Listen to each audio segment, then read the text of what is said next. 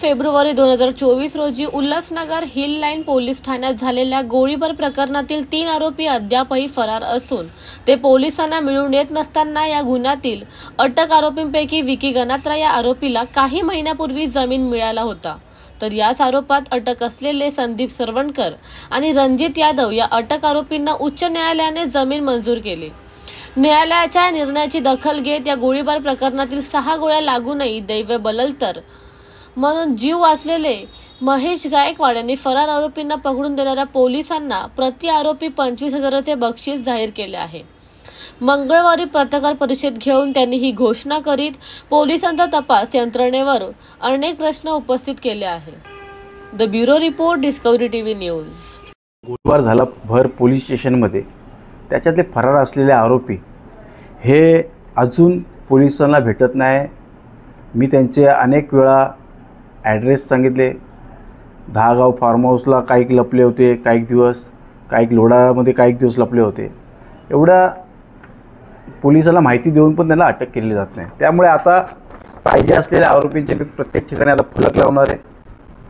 मुख्यमंत्री सहायता निधी म्हणून जे पोलीस अधिकारी यांचा शोध लावून याला पकडतील त्यांना बक्षीस देण्यात येणार आहे। पर आरोपीच्या मागे 25,000 रुपये देण्यात येणार आहे। त्याचं कारण असं की आता 2 आरोपींना टोटल 3 आरोपींना जामीन मिळालेला आहे।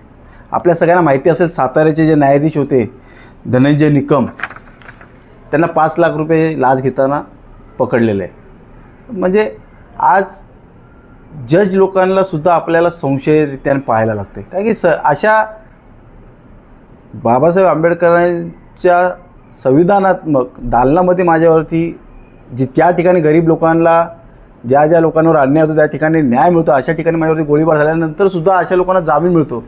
आणि भाजपाच्याच पदाधिकाऱ्यांना वेगळा न्याय आहे महाराष्ट्रात आणि इतर लोकांना वेगळा न्याय आहे। आज भाजपाचे पदाधिकारी असलेला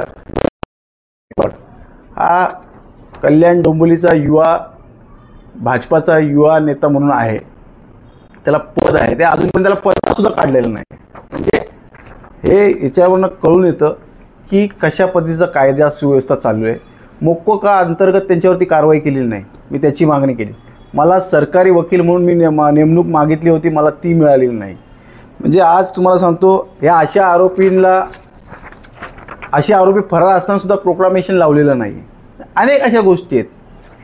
म्हणजे त्यामुळे आज असा पाऊल उचलावं लागतं की आम्हाला स्वतःलाच माझ्यासारख्या व्यक्तीला न्याय जर मिळत नसेल तर गोरगरीब माणसाला न्याय काय मिळेल पोलीस स्टेशनमध्ये। आज मी DCP झाले, ॲडिशनल CP झाले, CP झाले, मी अनेक अधिकाऱ्यांना भेटलो आणि त्यांच्यावरून मला जाणलं की पोलिसांवरती प्रचंड असा दबाव आहे, राजकीय दबाव असल्यामुळे पोलीस हताश आहेत। या ठिकाणी आपण एक त्या मुलीवरती आता काही दिवसापूर्वी बलात्कार करून तिचा निर्घुण खून केला, त्या आरोपीचे संबंध भाजपाच्या पदाधिकाऱ्यांसोबत होते, ते सुद्धा मी ठोस पुरावे दिले होते।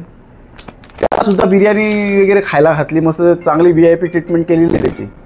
आज जेलमध्ये गणपत गायकवाड आहेत, नावाला आहेत, ते हप्त्यातून 15 दिवसातून चेकअपच्या नावाखाली पूर्ण जे हॉस्पिटलला जातात, तिथून पूर्ण मुंबई फिरतात आणि एक आमदार आहे पनवेलचा, त्याच्या फार्म हाऊसवर जाऊन एन्जॉय करतात आणि नंतर रात्री 10 वाजता जेलमध्ये परत प्रवेश करतात। आज व्यापाऱ्या लोकांना फोन करतो तो माणूस सतत, कल्याण पूर्वेच्या व्यापाऱ्यांना गणपत गायकवाड फोन कुठून येतात त्याच्याकडे फोन वगैरे।